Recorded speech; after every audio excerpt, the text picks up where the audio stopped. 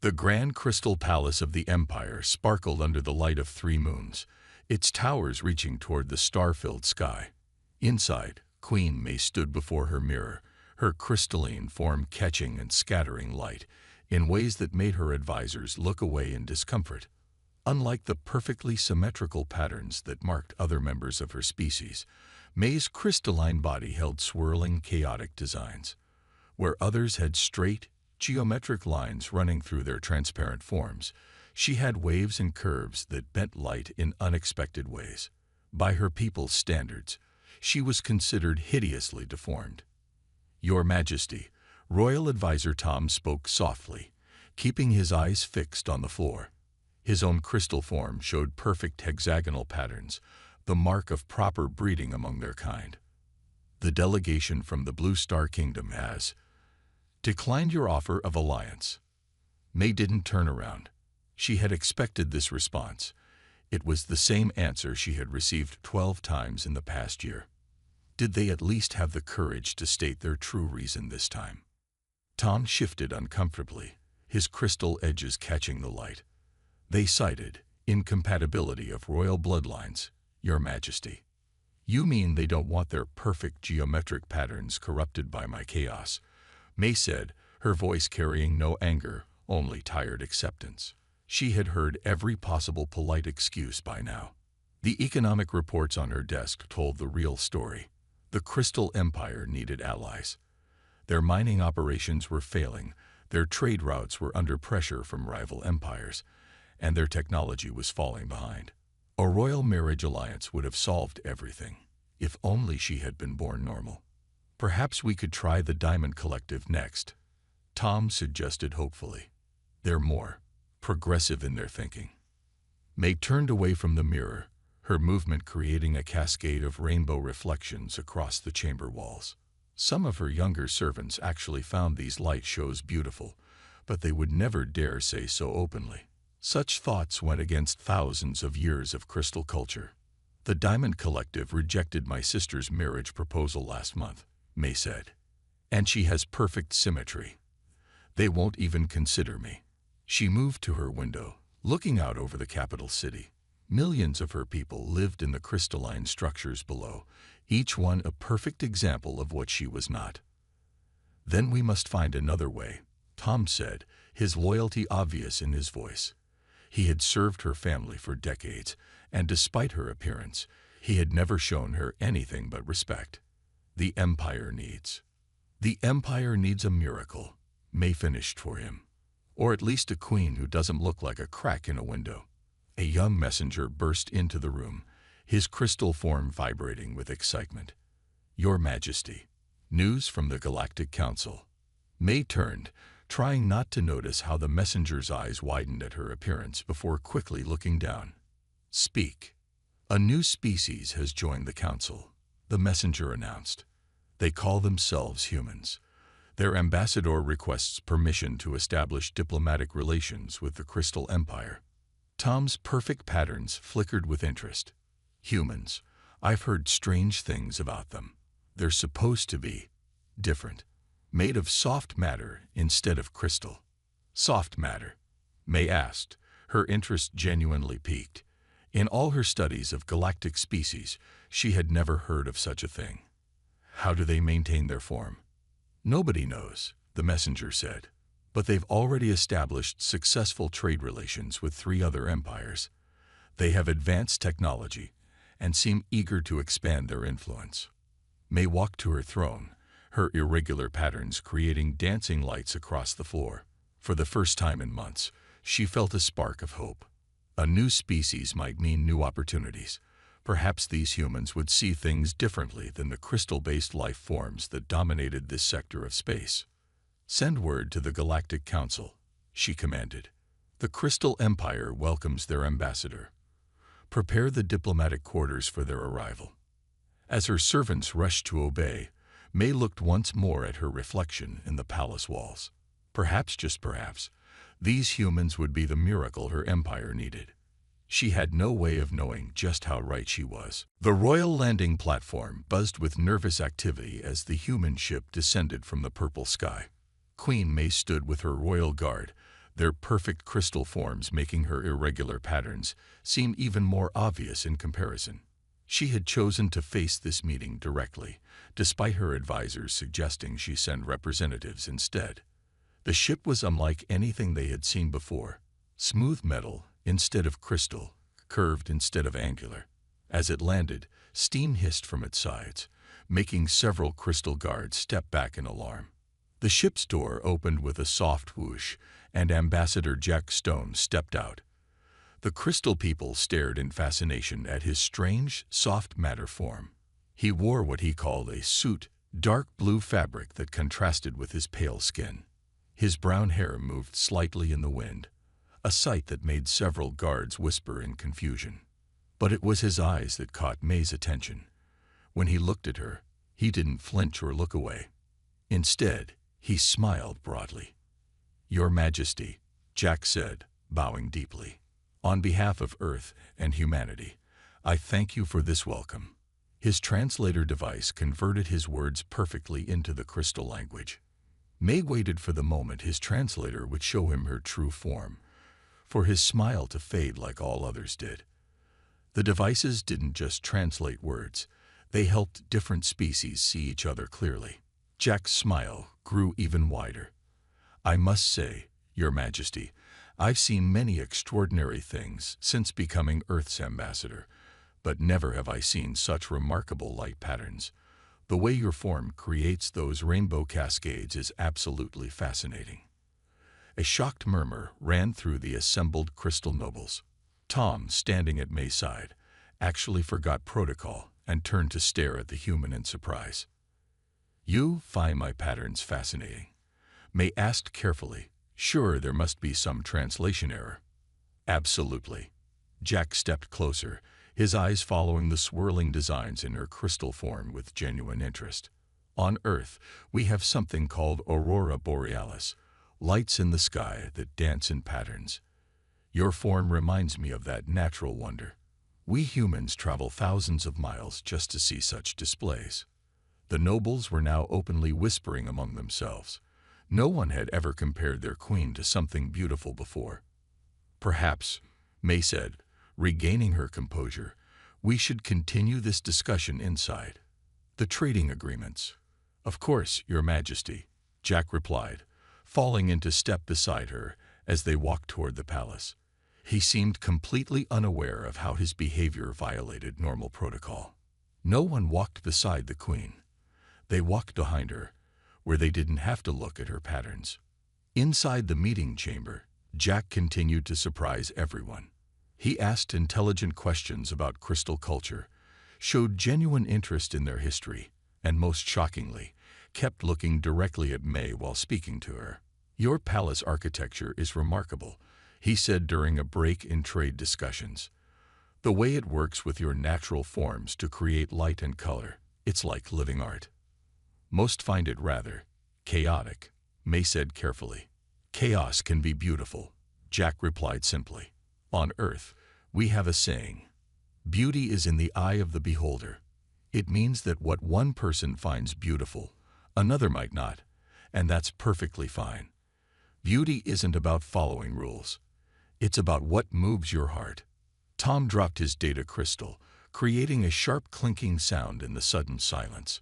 No one had ever spoken such thoughts openly in the palace before. May found herself wondering about this strange human world, where beauty had no fixed rules. "Tell me more about Earth," she said, surprising herself with the request. Jack's face lit up. "I'd be honored, though I should warn you, once I start talking about home, it's hard to get me to stop." For the first time in years, May felt herself truly smile, her patterns creating a dance of colors across the chamber walls. And for the first time ever, someone smiled back at those colors instead of turning away. Neither of them realized it then, but that moment would change not just their lives, but the fate of two civilizations. 3 days after the humans' arrival, Queen May found herself in the palace gardens, a place she usually avoided because of how her patterns reflected in the crystal flowers. But today was different. Today she had agreed to meet Jack here, away from the watchful eyes of her court. "Your gardens are incredible," Jack said, walking up to a crystal flower that sparkled with geometric patterns. But I notice all the flowers have the same design. Perfect symmetry is our way, May explained, staying in the shadows. Even our plants are bred for it.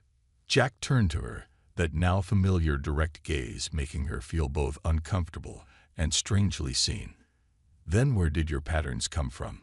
If everything here is geometric, how did you end up with such unique designs? May hesitated. No one had ever dared to ask her this directly. I was born during a stellar storm, she finally said. The radiation affected my formation.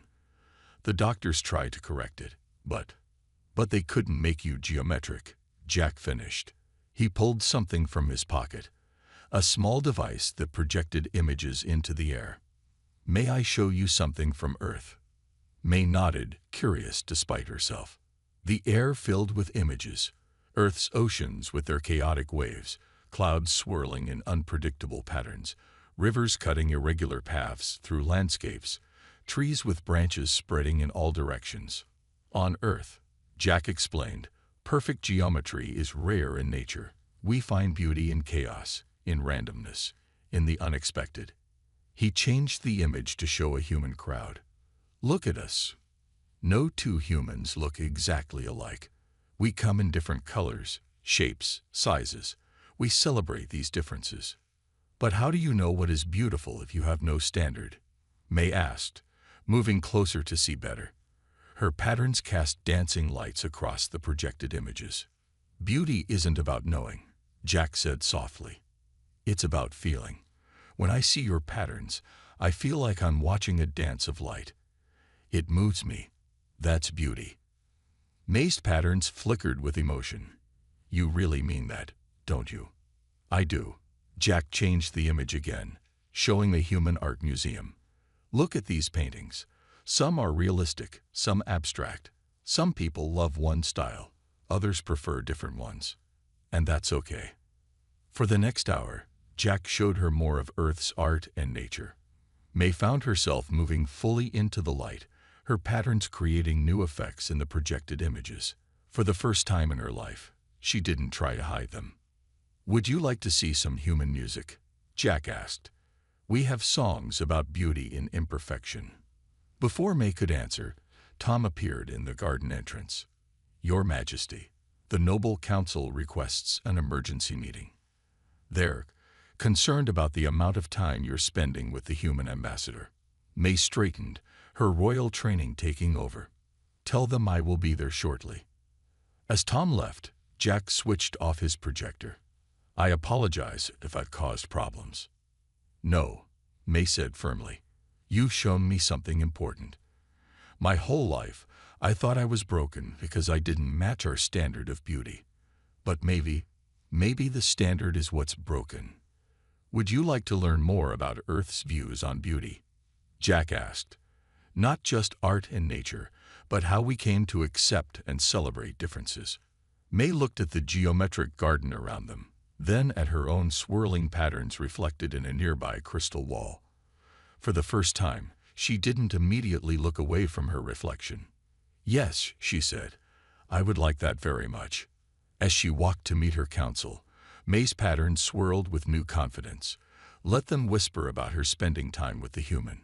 She had spent her whole life trying to fit their definition of beauty. Perhaps it was time they learned to see through different eyes. In the garden, Jack watched her go, noticing how her patterns painted the walls with moving light. He smiled, thinking how strange it was that an entire civilization could miss the beauty that was right in front of them. Neither realized that their simple garden conversation had just planted the seeds of a cultural revolution. The noble council chamber was filled with tension as Lord Reed, his perfectly geometric patterns gleaming, stood to speak. This has gone far enough. Our queen spends too much time with this soft matter creature. The other empires are starting to talk.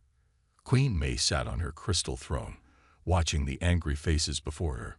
A week had passed since her garden meeting with Jack, and the whispers had grown into shouts. The Blue Star Kingdom sent a message this morning, Lord Reed continued. They offer a new marriage proposal, not with their crown prince, but with their third son. They say it's our last chance for an alliance. May's patterns rippled with surprise. The same kingdom that had rejected her just weeks ago now offered a lesser marriage. She understood immediately. They feared the growing connection between the Crystal Empire and Earth. And what of our trade negotiations with Earth? Tom asked from his place beside the throne. Ambassador Stone's proposals could save our mining colonies. We don't need human help. Lord Reed's patterns flashed with anger. Better to marry into a proper crystal bloodline, even a lower one, than to become dependent on these soft creatures. Just then, a young messenger burst into the chamber.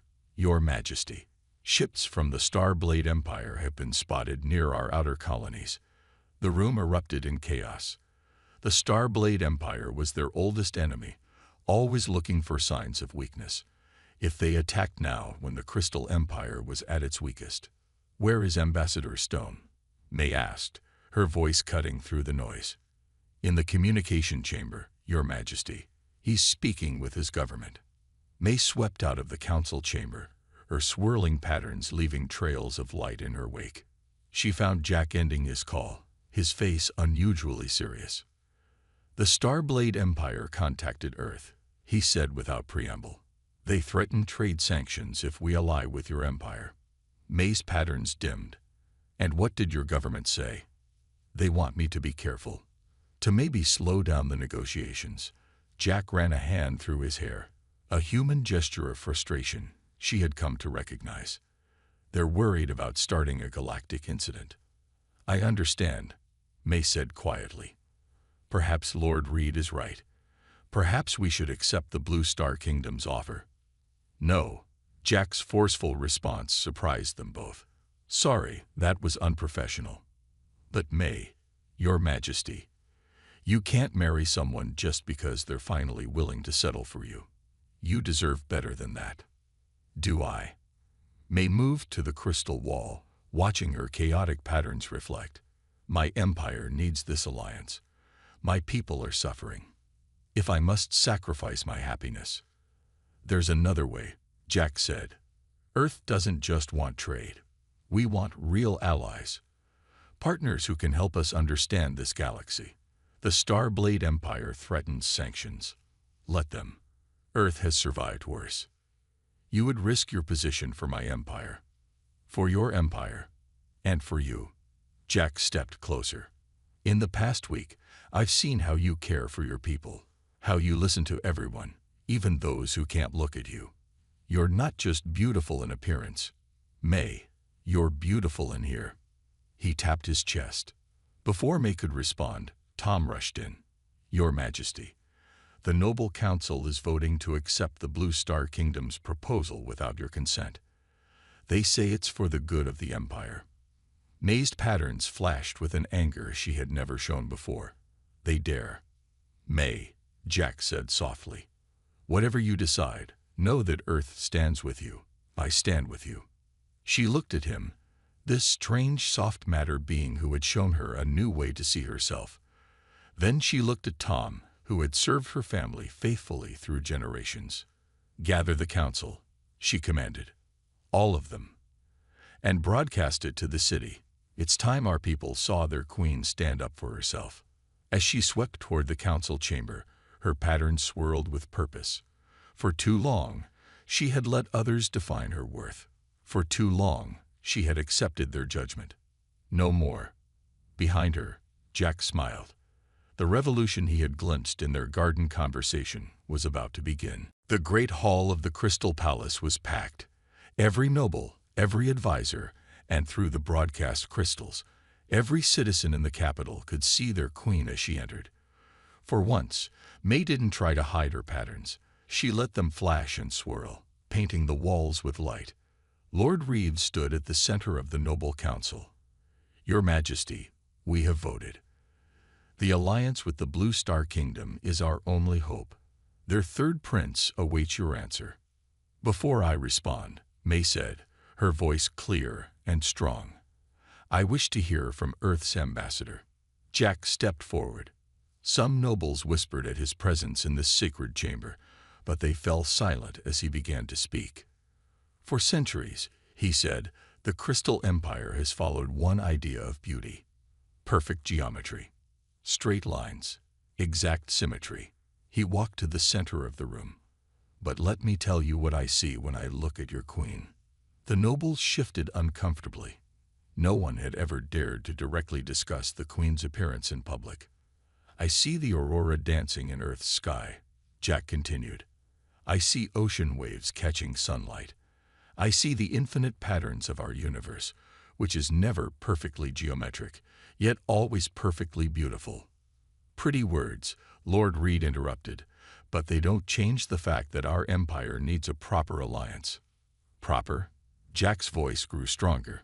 You would rather ally with those who rejected your queen, who now offer a lesser marriage because they fear Earth's influence, who see her as a last resort.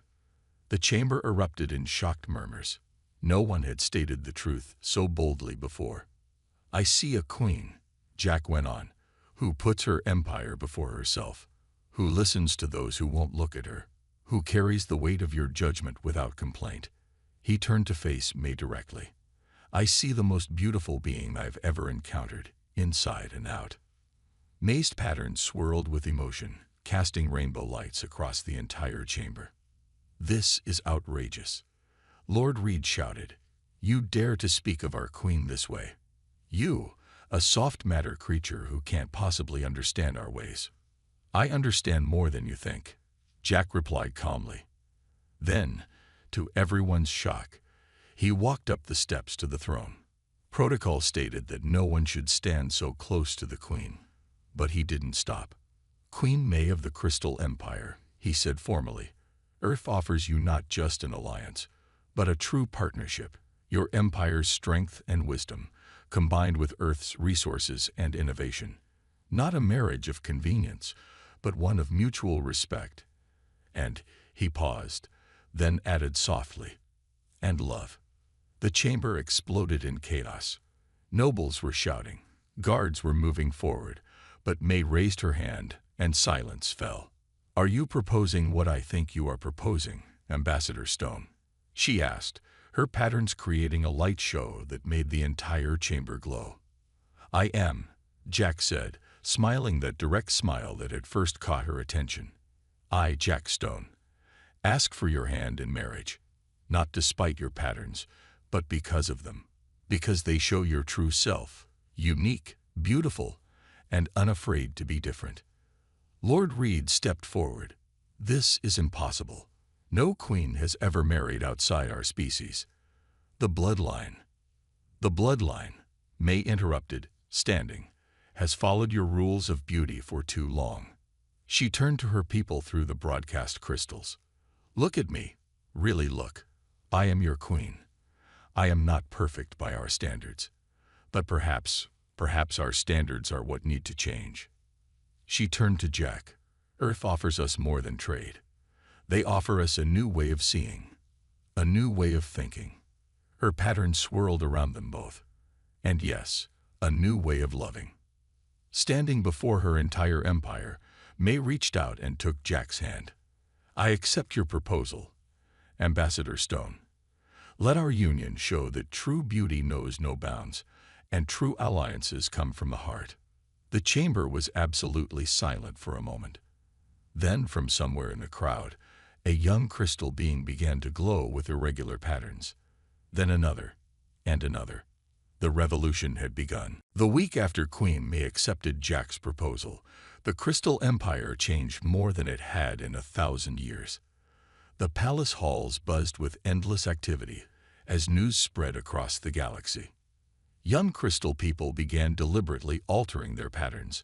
What started with a few brave souls in the capital spread like wildfire. They used special lights and harmless radiation to create swirls and waves in their geometric forms. The older generation was horrified, but they couldn't stop the tide of change. Look at this, Tom said, showing May the morning reports. They stood in her private chamber, watching news from across the empire. A group of crystal artists is creating what they call free-form art. They're deliberately making asymmetrical sculptures. May's patterns rippled with joy as she watched the images. And what do the people think of this? Rebellion. That's the surprising part, Tom said, his own patterns showing hints of irregular movement, something he'd started allowing himself recently. The public loves it, especially the younger generation. They're calling it the beauty revolution. A young servant rushed in, nearly forgetting to bow in her excitement. Your Majesty, you need to see the city center. May and Tom hurried to the balcony. Below, thousands of crystal people had gathered. But instead of the usual orderly geometric patterns, the crowd was a sea of swirling lights. Young crystal beings had altered their patterns to create waves, spirals, and random designs. Some had even managed to make their patterns change and flow, like May's did. They're calling themselves the Queen's Pattern Movement, Jack said, joining them on the balcony. It's not just here. Similar gatherings are happening across your empire. The noble council must be having fits, May said, though her patterns danced with happiness. Oh, they are, Tom confirmed. Lord Reed hasn't left his residence in 3 days. Says he can't bear to see the corruption of our sacred geometry. But look at this, Jack added, showing them his communication device. 3 other non-crystal species have requested diplomatic relations with the Crystal Empire since our announcement. They say any civilization brave enough to challenge its oldest beliefs is worth knowing. May watched her people below, remembering all the years she spent hiding her patterns in shadows. I never dreamed my differences would lead to this. You showed them it was possible to be different, Jack said softly. To be yourself.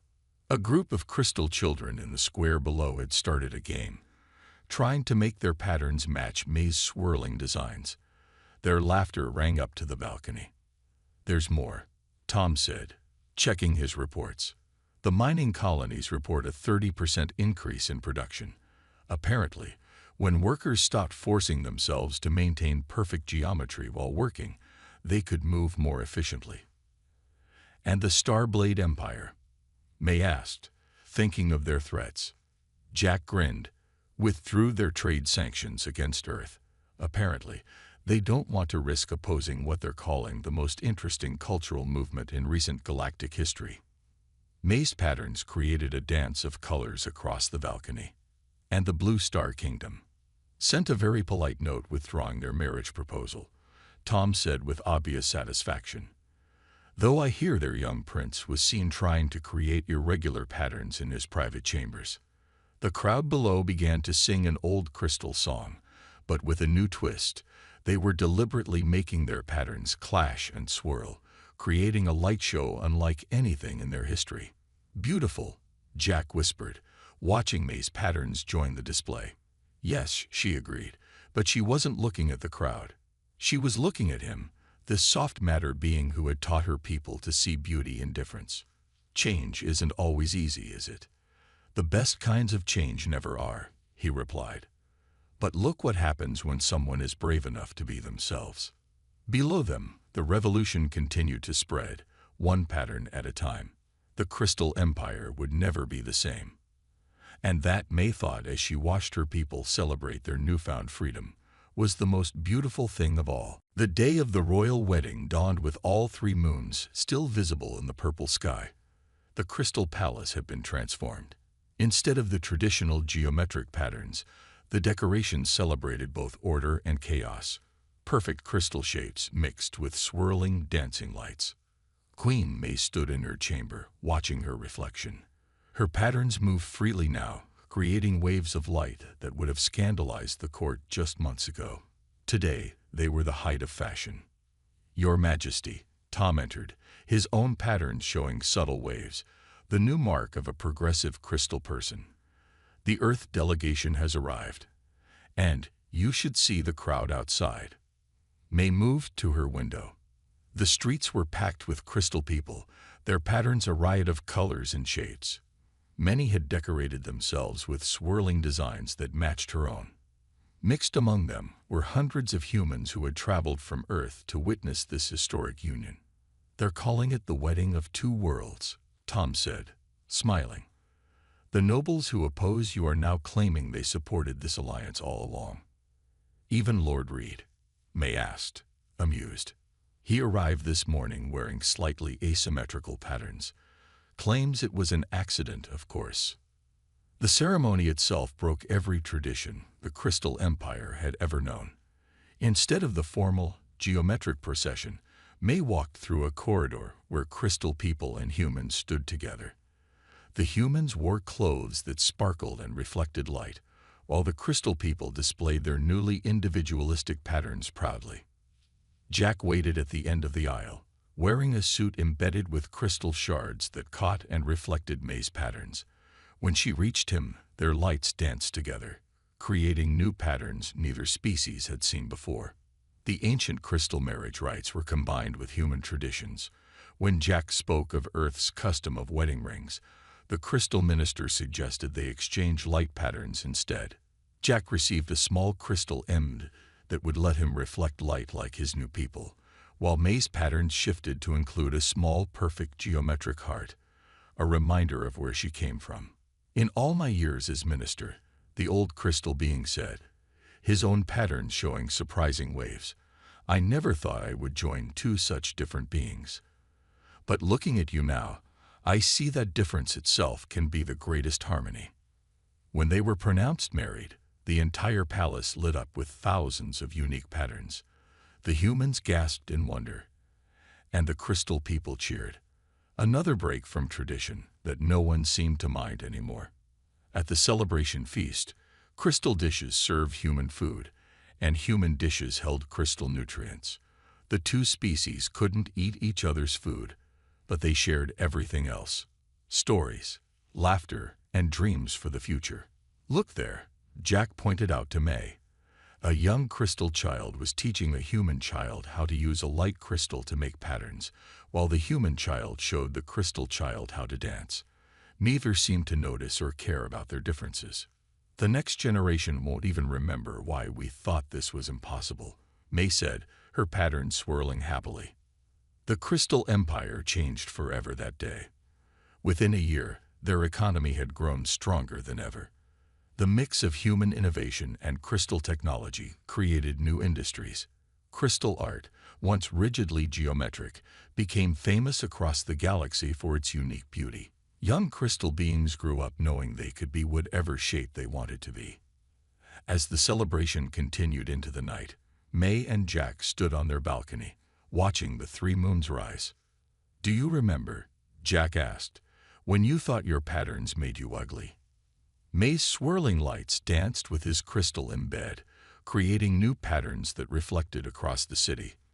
"I remember. I thought I needed to change to be beautiful. And instead, you changed the meaning of beauty itself." Below them, their people celebrated together, humans and crystal beings, geometric and chaotic, all finding beauty in their differences. "No," May corrected him gently, her patterns brightening with love. "We did that together." And in that moment, as their lights danced and their worlds merged, no one could deny that this was the beginning of something truly beautiful. The end.